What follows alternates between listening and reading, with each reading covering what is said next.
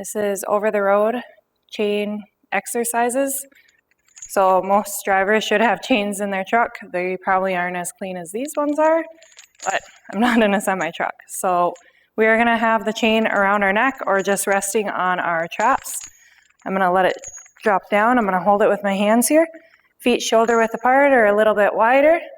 I'm gonna sit down through the heels. Think of pushing your butt back and down like you're sitting into a chair. You're squeezing your glutes, coming up nice and tall. So from the side.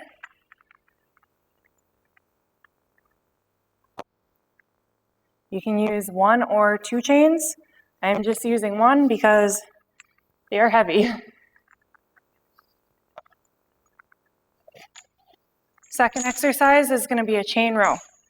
So I'm going to use 2 chains for demonstrating. I'm going to find the middle of the chain, roughly the middle. And what I'm going to do is I'm going to hinge. I'm going to push my butt back. Let the arms drop down, shoulders lock back, core is tight. Pinch your shoulder blades down and back, row up, bring it back down. Row up, back down. Row up, and down. If you can find a way to latch your hand around one of these chains, they're pretty big chains, that is more ideal so you don't smash your fingers. So again, hinging, pinch your shoulder blades down and back. This is a chain row. Next one's going to be for the core. We're going to do a plank chain pull across. So I'm going to get rid of one of my chains. I'm going to go into a plank position. I'm going to align my chain, go into a plank position. So wrists under the shoulders, up into that plank position. Think of drawing your rib cage to your hip bone. I'm going to drag this chain across. Not going to let my hips rotate. Keep the tailbone tucked under. Drag across.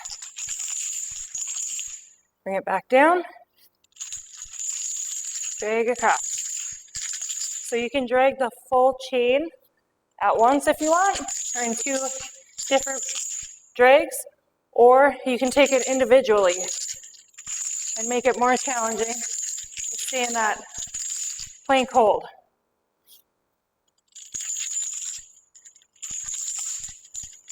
So listen to your body, do what you can on these. If you only get 5 per each way, that's great. This is gonna be a good morning. So I have the chain a little bit lower on my back, which is nice because I can actually adjust my weight with the chain, and I'm gonna drop it down a little bit. I'm gonna keep my core engaged. I'm gonna think of movement from the hips. So I'm gonna push my butt back. I'm gonna come down, get a good pull on the back side of my legs, squeeze my glutes, come up nice and tall. My core is staying engaged, so I do not feel that in my low back. Squeeze the glutes, come up nice and tall.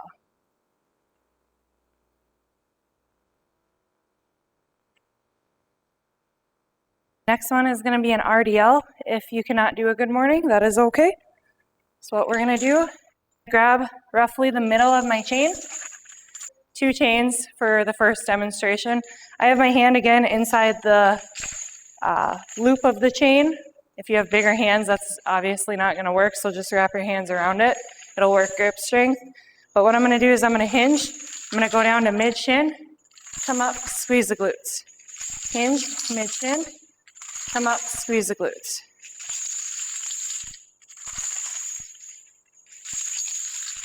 Otherwise, the other variation of this that might be more ideal, make sure your chains are even.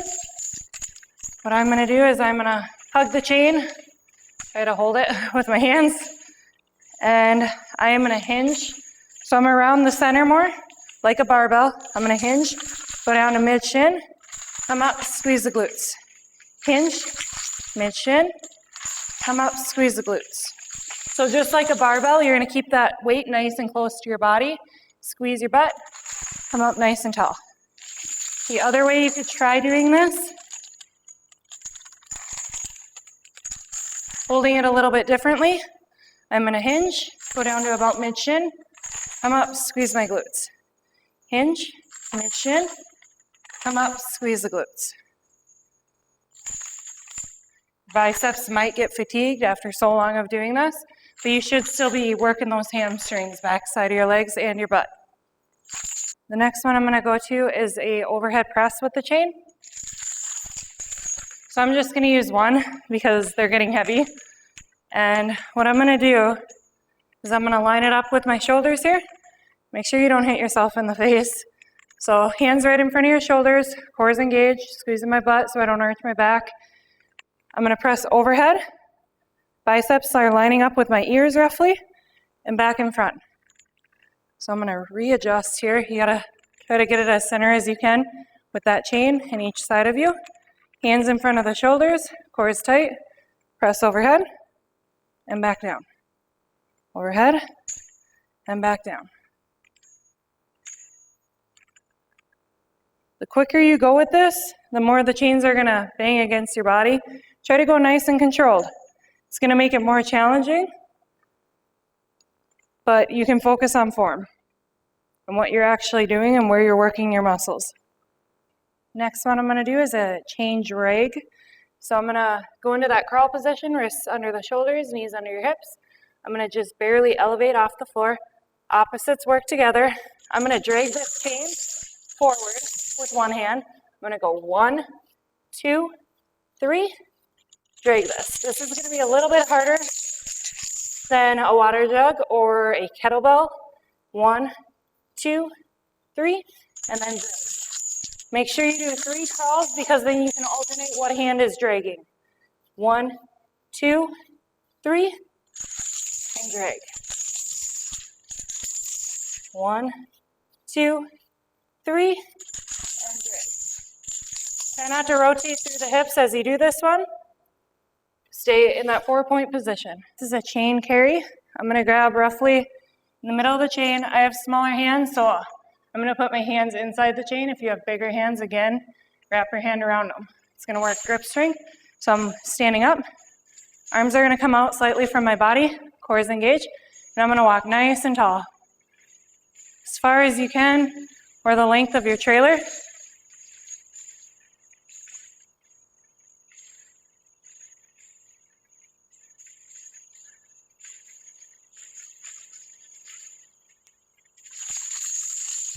Please subscribe for future videos. Thank you for watching.